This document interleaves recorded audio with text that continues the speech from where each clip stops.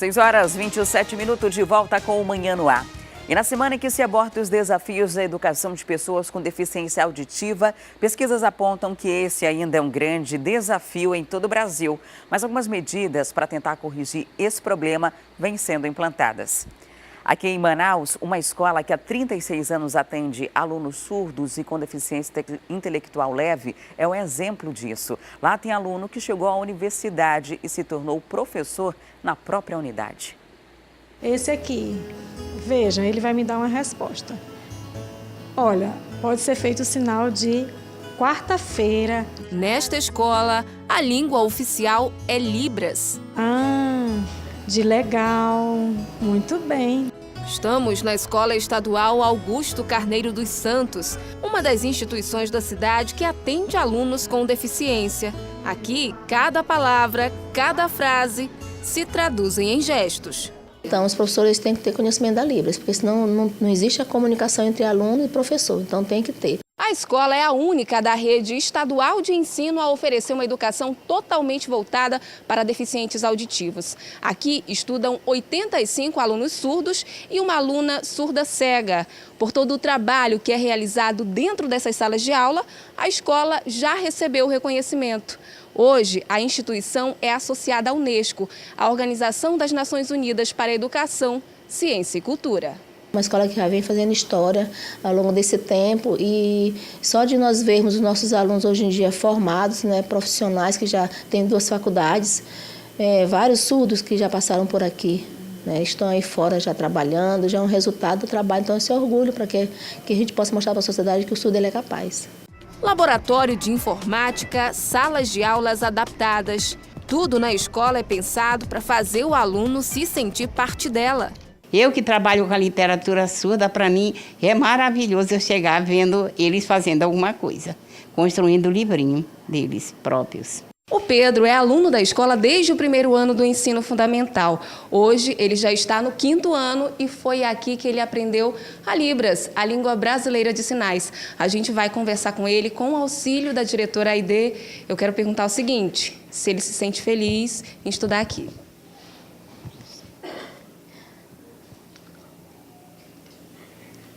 Estudo aqui no Augusto Carneiro, 1º, 2º, 3º, 4º ano, 5º. Agora gosta, está feliz, que é bom, gosta muito de estudar. É muito bom. O que ele mais gosta daqui? O que mais gosta daqui?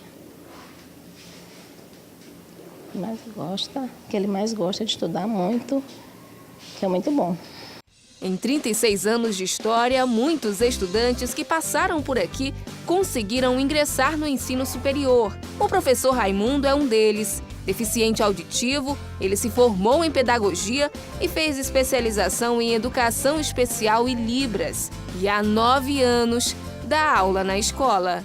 Sou muito feliz, claro. A minha identidade, a minha cultura, com os meus outros surdos, são iguais a mim, são surdos também, são iguais, não tem diferentes, são todos iguais.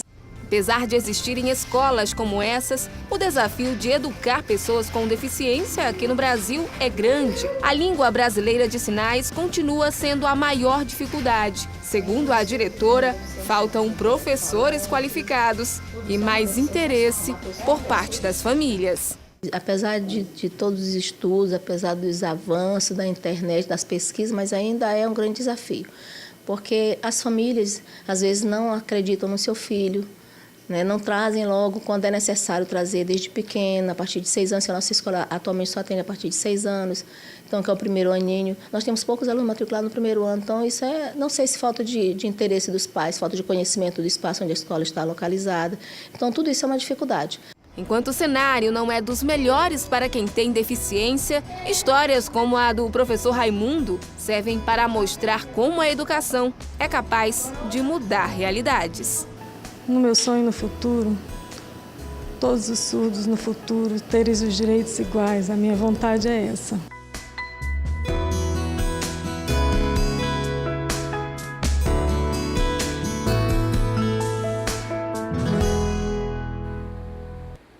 E chegou a hora da nossa entrevista do dia e a gente vai continuar falando sobre os desafios que a educação de surdos enfrenta no Brasil. De acordo com o IBGE, em 2010, o país tinha uma população surda equivalente a 9 milhões de pessoas. Destes, cerca de 1 milhão eram jovens. Apesar disso, a acessibilidade de educação para essa parcela da sociedade é um desafio. E nos últimos anos, políticas de inclusão têm tentado corrigir esse problema histórico, mas ainda há muito a ser conquistado. Para falar mais sobre esse assunto e contar como a educação pública no Amazonas avança nessa questão, nós estamos recebendo aqui no estúdio do Manhã no Ar o gerente de educação especial da SEDUC, Marcos Lázaro. Seja muito bem-vindo ao Manhã no Ar, excelente dia para você. Bom dia, obrigado pelo espaço e pela oportunidade de podermos falar um pouco mais sobre a educação especial e sensibilizar o público em geral nessa questão tão importante para a nossa sociedade e para o mundo todo.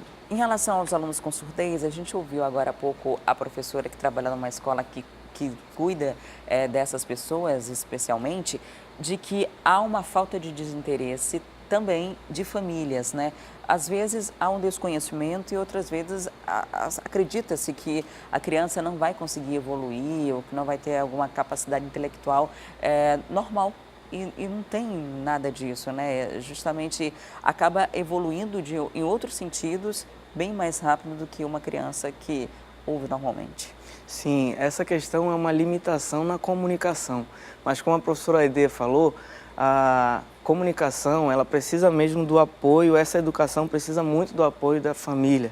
Desde a Constituição de 88 já vem falando que a educação é um direito de todos, né? Mas precisa ser feita, é de responsabilidade do Estado, é de responsabilidade da família, enfim. Então a família ela tem que ter mesmo esse acreditar que é possível, né? E essa escola Augusto Carneiro, como nós vimos, ela tem dado excelentes resultados aqui na capital e também serve de modelo de referência aos métodos de ensino que são aplicados ali para outras escolas no interior do estado também.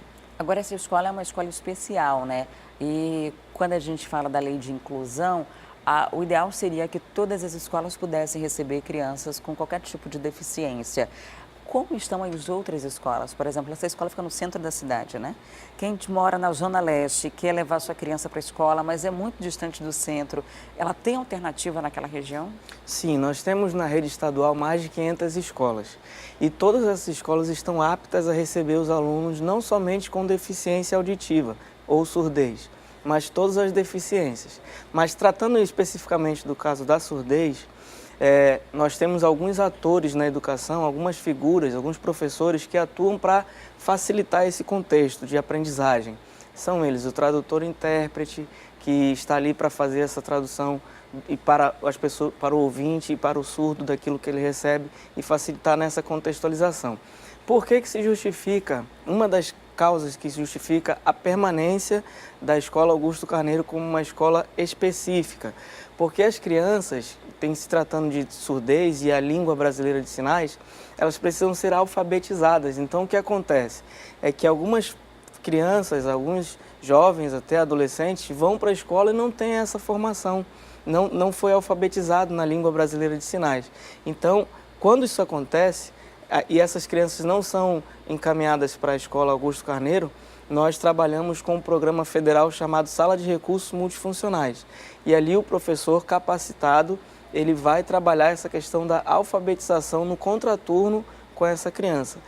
Então, diante da realidade que a gente tem hoje, o ideal seria que os pais levassem as crianças pequenas para Augusto Carneiro, lá elas pudessem ser alfabetizadas e depois que aprenderem a língua brasileira de sinais, poderia estudar em qualquer uma outra escola. Perfeito. Com auxílio de intérpretes. Exatamente. A Augusto Carneiro, como a professora Aide acabou de colocar, a gestora, ela recebe os alunos a partir de 6 anos de idade. E aí trabalha até o 9º ano. Depois disso, vai para as outras escolas. Nós temos vários casos de alunos, de 2017 para 2018, foram 5 aprovados no IFAM.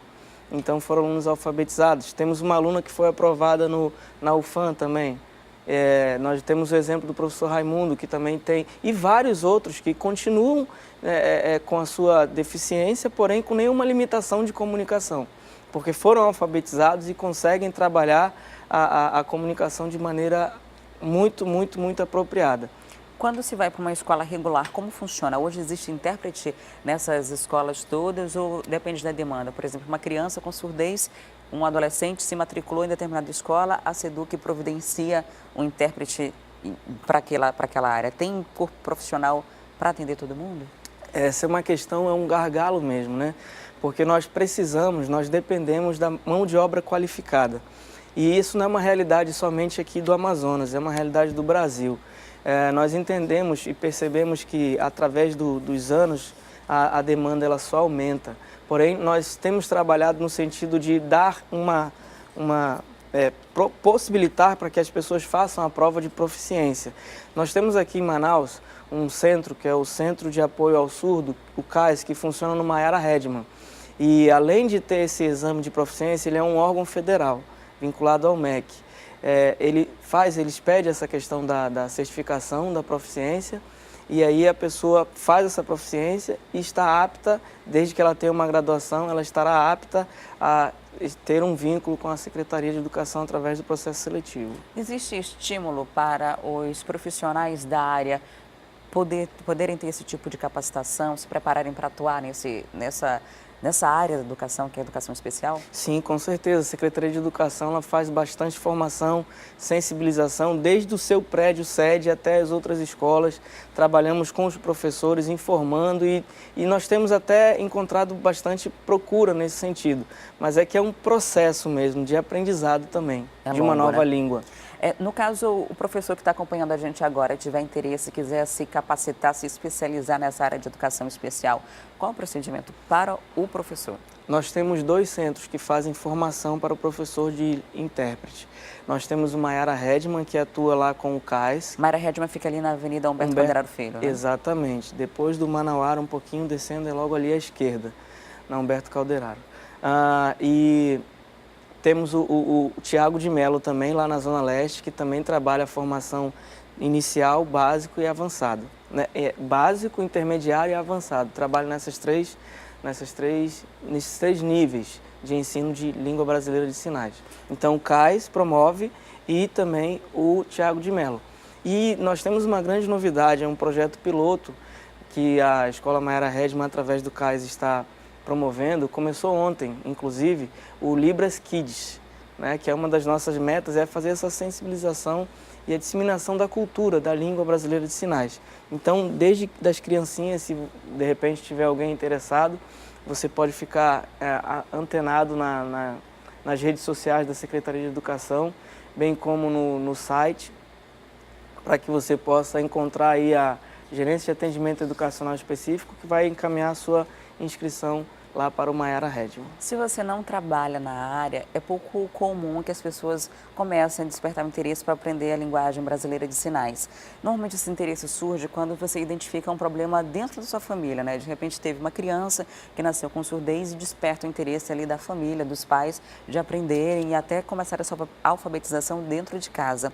Para as famílias, o governo tem algum tipo de suporte para que elas possam acompanhar o desenvolvimento da criança na escola através também da aprendizagem dessa outra língua? Sim, isso é muito importante que você está falando, porque não sei se as pessoas, os telespectadores devem lembrar do que o professor Raimundo falou.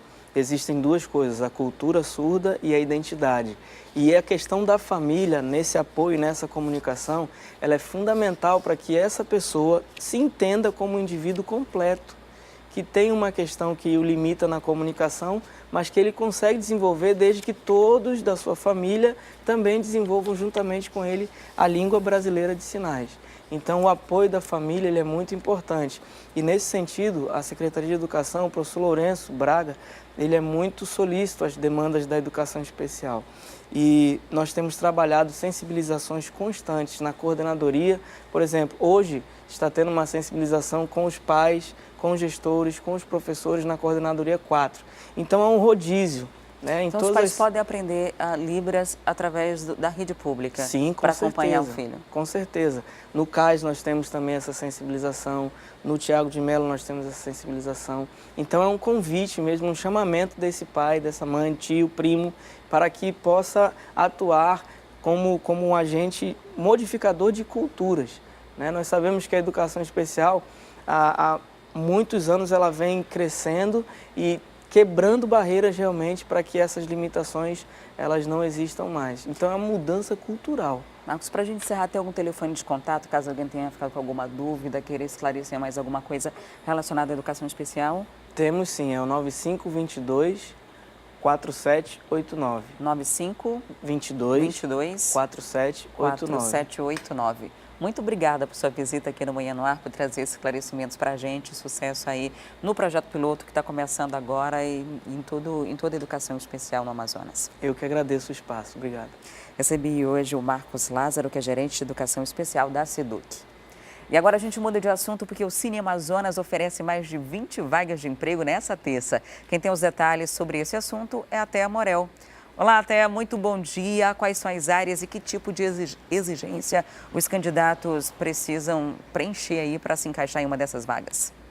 Bom dia, Adriane. Bom dia a todos. Já que você falou das exigências, né, a gente pode até dizer que essas vagas que estão surgindo ultimamente no Cine, elas estão cada vez mais especializadas, exigindo cada vez mais dos candidatos, né? Hoje, por exemplo, dessas 24 vagas que estão disponíveis, né, para a unidade do Cine da Rua Joaquim Nabuco, número 878, a gente tem 5 vagas para representante técnico de vendas e 4 vagas para promotor de vendas. São bem específicas realmente. E tem algumas vagas que são voltadas para a área da construção civil. Tem, por exemplo, 3 vagas para arquiteto de edificações e 3 vagas para engenharia civil. Como a gente está sempre falando aqui, tem vaga disponível hoje para pessoa com deficiência. No caso, são 3 vagas para aquelas pessoas que têm o laudo técnico atestando a deficiência, que têm algum tipo de experiência. Às vezes, mesmo quando você não tem qualificação, o próprio laudo, né, a própria empresa já te dá algum tipo de qualificação. No caso das 3 vagas que estão disponíveis hoje, são para auxiliar administrativo. É uma função que tem como você aprender, tem como você se especializar depois.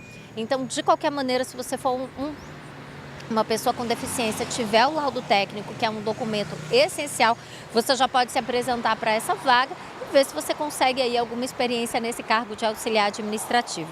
Além disso, o Cine hoje, dentro dessas 24 vagas, tem aí cargos para nutricionista, gerente comercial, vendedor externo, tem para açougueiro e tem também para auxiliar de estoque.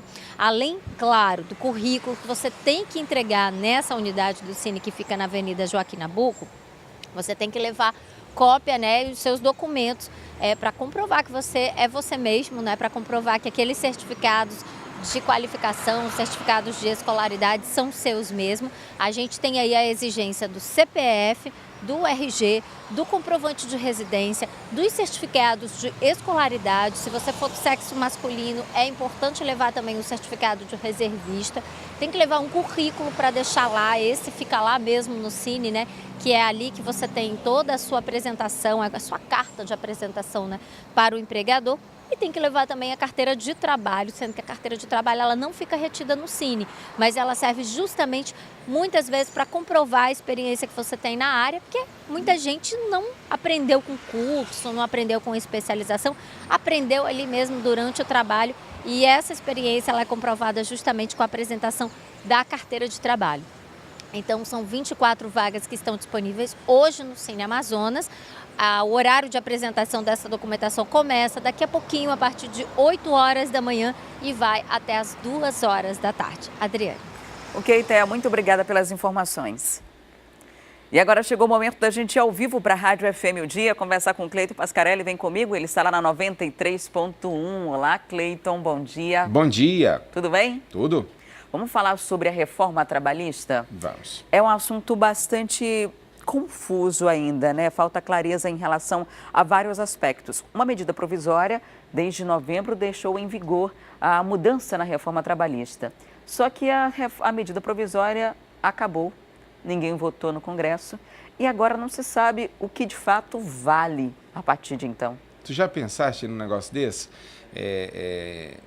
Eu ainda não tinha ouvido falar de algo do tipo na história política do nosso país. Mas é basicamente isso mesmo. A reforma foi aprovada pelo Congresso Nacional em novembro do ano passado, foi para a sanção do presidente Michel Temer, e aí ele questionou alguns pontos e editou uma medida provisória alterando isso, né, para poder, então, sancionar essa lei. Aí a medida provisória, para ela realmente valer, ela precisa ser avaliada pelo Congresso. E isso foi o que não aconteceu. Detalhe, ela perdeu a validade ontem, segunda-feira, dia 23 de abril, né? E agora os especialistas, sinceramente, não sabem o que vai ser feito. Por quê? Porque ela passou 5 meses em vigor e alguns contratos trabalhistas foram firmados com base no vigor dela.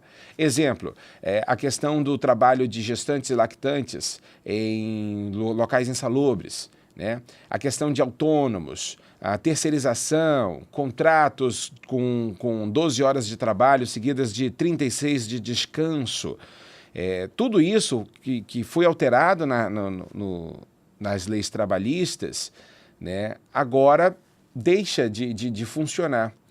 Então, uma fonte de dentro do Palácio do Planalto, ouvida pelo jornal A Crítica, informou que o próprio governo ainda está avaliando o que deverá ser feito por conta da validade dessa MP ter vencido e o Congresso não ter analisado. Essa reforma trabalhista, como a gente prova agora, foi feita nas coxas, né? Foi feita a toque de caixa, com muita rapidez para ser aprovado logo. Inclusive, ela nem deveria ser medida provisória, né? Deveria Exato. ser uma reforma trabalhista de fato. Só que para aprovar foi feito esse acordo lá atrás. Olha, a gente aprova do jeito que está e depois vai modificando ao longo do percurso. E o detalhe é que não foi modificado e nem foi dado prosseguimento. E, por exemplo, quem fez um contrato durante esses últimos 5 meses, chega agora, por exemplo, tu fez um contrato, contratou um profissional para trabalhar durante 1 ano para você. Chega nesse momento, não sabe se essa regra está valendo ou não está, porque esse é um texto básico que deveria estar ali nessa medida provisória e a medida não cita o que está valendo agora. Então, quem contratou e quem foi contratado, e nem a Justiça do Trabalho sabe como que funciona agora. Exatamente. Se o que vale era a regra anterior, se é a regra no momento em que o contrato foi firmado, e o que vai ser daqui para frente, né? E para resolver essa situação toda, o Congresso teria que se posicionar, fazer um decreto legislativo ou algo do tipo para que se tenha alguma validade. Mas se o próprio governo federal não sabe muito bem o que está acontecendo, imagina os parlamentares, né, que vão votando mais por conveniência do que por análise de fato do que está em pauta. Não, e isso é uma cadeia de desorganização, né, de um grande problema nacional. Porque olha só, imagina que nesses 5 meses, você bem citou aí, muitos juízes do trabalho avaliaram processos, né, em que muitas das vezes o trabalhador foi penalizado. Por quê? Porque a reforma mudou mesmo, né? A reforma mudou algumas partes da legislação. E agora, como é que fica? Né? Como é que fica essas decisões da Justiça do Trabalho com base na reforma que estava em vigor nos últimos 5 meses? E isso ninguém explica ainda, ninguém sabe o que vai ser feito. Alguma parte desse texto, né, dessa medida provisória, previa, com exceção da questão de saúde, que o próprio trabalhador fizesse acordo com a empresa sem a necessidade de uma intervenção ou de um acordo coletivo feito pelo sindicato, que antes era obrigatório. Até na questão de rescisão, né, quando você pedia a conta ou quando era demitido, precisava ter ali uma comprovação do sindicato, né? O sindicato precisa estar ciente daquilo. Isso ficou anulado durante esses 5 meses. Você podia até fazer negociação também com a empresa, por exemplo, a carga horária é de 8 horas, você poderia combinar de trabalhar 10 horas por dia. Isso seria um acordo pessoal, individual do trabalhador com a empresa. Então, todas essas questões que foram firmadas, banco de horas, entre outras coisas, agora a gente simplesmente não sabe nem que orientação dá para o trabalhador, porque não se tem nada de efetivo, o que é uma vergonha, né? A gente tem que dar esse tipo de notícia que o governo federal brinca. A gente está falando de trabalho, do que sustenta as nossas famílias todos os dias, das regras que são levadas em consideração para definir uma série de outras questões, né? E além dessa reforma aqui, ainda tem a da Previdência, que está sendo discutida, ou deveria estar sendo discutida. Então a gente fica aí meio perdido, vivendo um dia após o outro sem saber o que tem ou não direito. Exatamente. Bom, nós A nós só resta esperar e aguardar o governo ali como um todo, né? Brasília, decidir o que vai ser feito e avisar a nação de como proceder daqui para frente. Vamos ficar esperando. Muito obrigada, Cleiton, pela participação. Adriane. Excelente dia para você e para os ouvintes da 93.1. Bom dia. Tchau, tchau. Até mais. E a partir de maio, 1.000 famílias que moram no bairro Jorge Teixeira, na zona leste de Manaus, vão ser beneficiados com o programa Cartão Reforma. O projeto do governo federal ajuda a reformar casas de famílias de baixa renda. O cadastro do programa começa em maio, quando os técnicos vão passar pelas residências das famílias que moram no Jorge Teixeira e João Paulo. Nossa equipe técnica estará em campo a partir do mês de maio, colhendo todas as informações, preenchendo uma ficha e descobrindo qual é a real situação de cada residência. O valor do benefício para cada família é entre R$2 a R$9.000, mas antes os técnicos vão fazer uma vistoria na residência para saber se realmente precisa de uma reforma. E aí sim, o dinheiro vai ser repassado para essas pessoas de acordo com cada necessidade. Cerca de 5.000 famílias vão ser cadastradas, mas só 1.000 vão receber o benefício. O primeiro critério é que as pessoas devem ser de baixa renda, que vai de R$0 a R$2.800, é renda familiar. Identificamos isso indo nas residências, pegando toda a documentação das pessoas que estarão sendo cadastradas. Mais de R$5 milhões foram disponibilizados pelo governo federal e os materiais das obras vão ser comprados em estabelecimentos que sejam credenciados. As empresas podem se cadastrar no site do Cartão Reforma.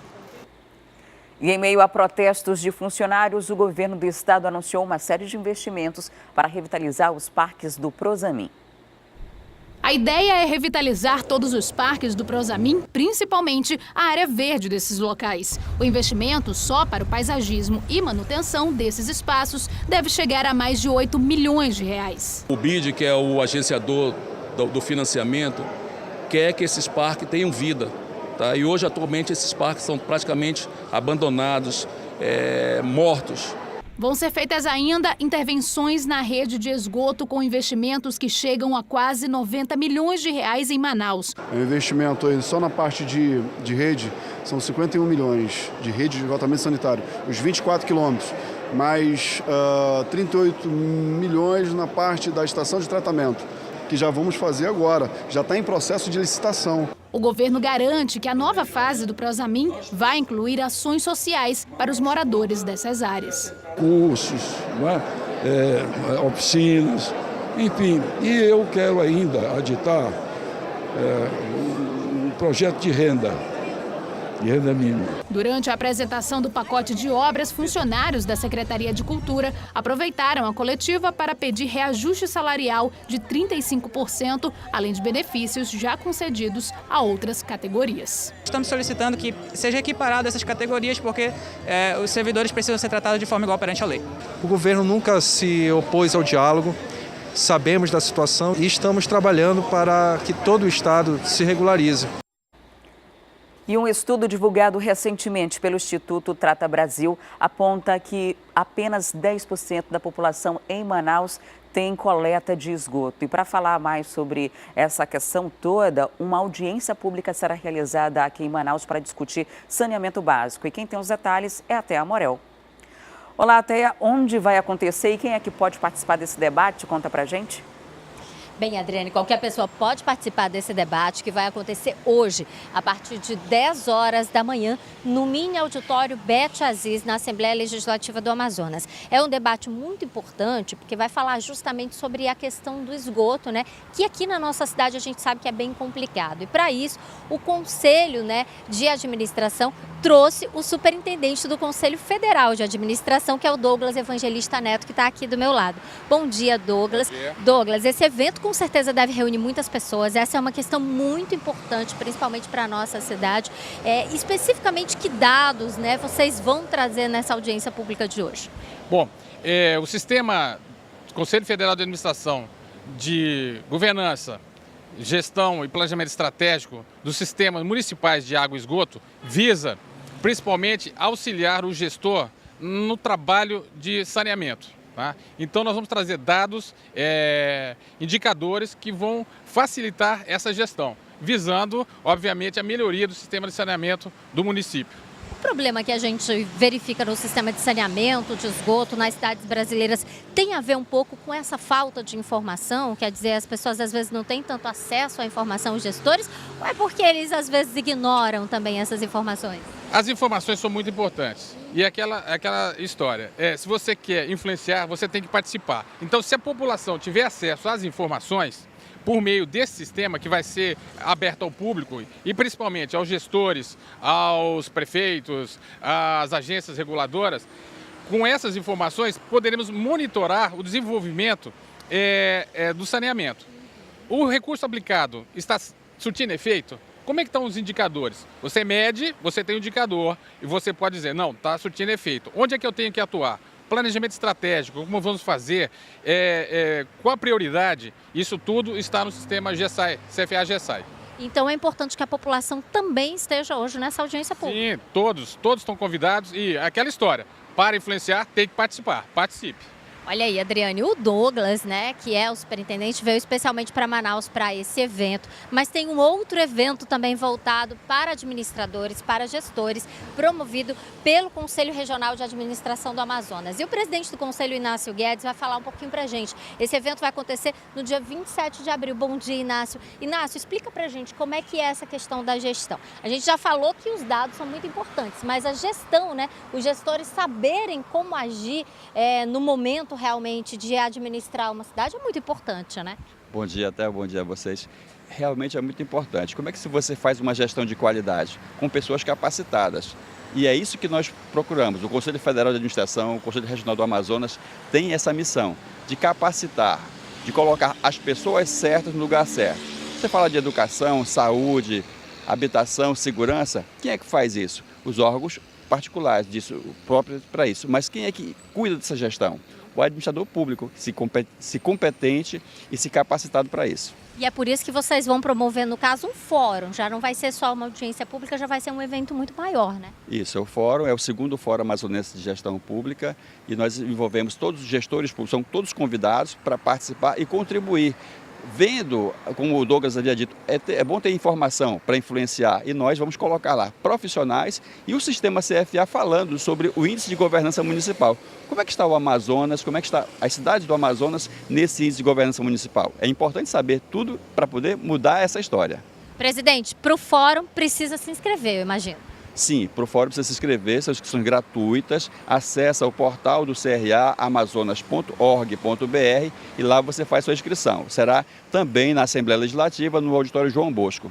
E será também gratuito. Eu vou aproveitar aqui, Adriane, vou deixar telefones para as pessoas que estiverem interessadas em participar do segundo fórum, né? Hoje, na audiência pública, quem quiser pode chegar lá na Assembleia Legislativa. Mas os telefones de contato são 3303-7102 e tem também o 993-519872. É muito importante a participação de todo mundo para a gente saber, né, como é que está acontecendo essa gestão da nossa cidade, para a gente saber como é que está a questão do esgoto e principalmente para a partir daí cobrar as políticas públicas relativas a esses temas.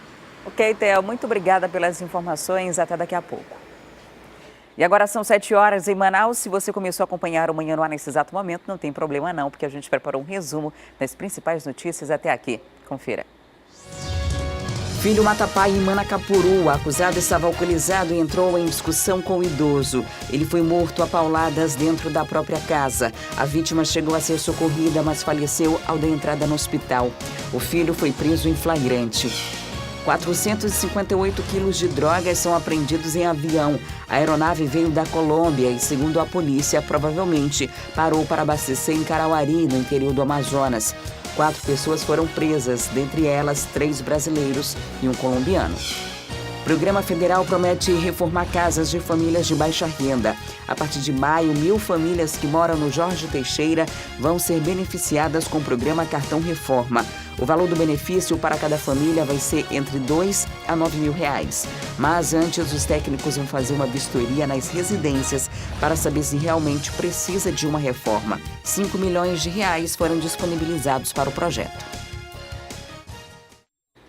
E o assunto agora é implante dentário. Para tirar suas dúvidas sobre o assunto, nós estamos recebendo aqui no estúdio o cirurgião dentista Jorge Gonçalves, especialista no assunto. Seja muito bem-vindo ao Manhã no Ar.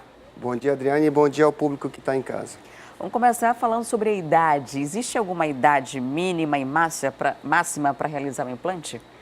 Bom, existe uma idade mínima que é a partir dos 18 anos de idade, quando encerra o desenvolvimento ósseo do indivíduo. Por outro lado, não há uma idade máxima para o paciente, né? As pessoas costumam dizer, eu tenho 80 anos, eu tenho 70 anos, já estou com a idade ultrapassada para fazer. Não existe um limite de idade, desde que este paciente esteja com uma condição de saúde geral adequada. Existem algumas pessoas que têm receio, né, na hora de realizar o atendimento. Pessoas que têm, por exemplo, diabetes, osteoporose, hipertensão. Elas podem realizar o implante normalmente? Pessoas com uma certa idade, às vezes, ao longo do tempo, podem desenvolver uma diabetes, uma hipertensão, até osteoporose. Esses pacientes não são contraindicados para fazer implante dentário. Pelo contrário, todos esses pacientes com diabetes, hipertensão, osteoporose, eles podem fazer implante desde que esteja com essa condição de saúde adequada. Não pode estar num pico de hipertensão, não pode estar com hipoglicemia, o açúcar, o nível de açúcar muito acentuado. Se a doença estiver controlada, pode fazer o implante naturalmente. Tudo isso é avaliado antes de iniciar o procedimento, né? Por isso é importante buscar a consulta. Na consulta, o profissional vai solicitar o exame para verificar como está a condição do paciente, para ver se ele é candidato ou não para fazer esse implante dentário. E agora a gente vai ouvir uma paciente que realizou o implante. Vamos ouvir o depoimento dela. O tratamento melhorou a minha autoestima, né? O meu processo mastigatório também foi bem melhor, porque hoje em dia eu posso comer aquilo que eu não comia quando eu tinha os dentes naturais, que já estavam todos precisando de um novo tratamento, né, de um tratamento. E hoje eu posso comer um churrasco, eu posso comer um alimento sólido, né, com maior segurança. É mais que uma mudança estética, né, uma mudança de vida. Gera qualidade de vida, devolve ao paciente a oportunidade de ele fazer coisas que ele não podia antes, como o simples fato de poder mastigar uma carne, um churrasco, né? A qualidade de vida. Implante não é só dente, implante é devolver também para o paciente qualidade de vida. Jorge, muito obrigada pela visita aqui no Manhã no Ar e até a próxima. Eu que agradeço, até mais.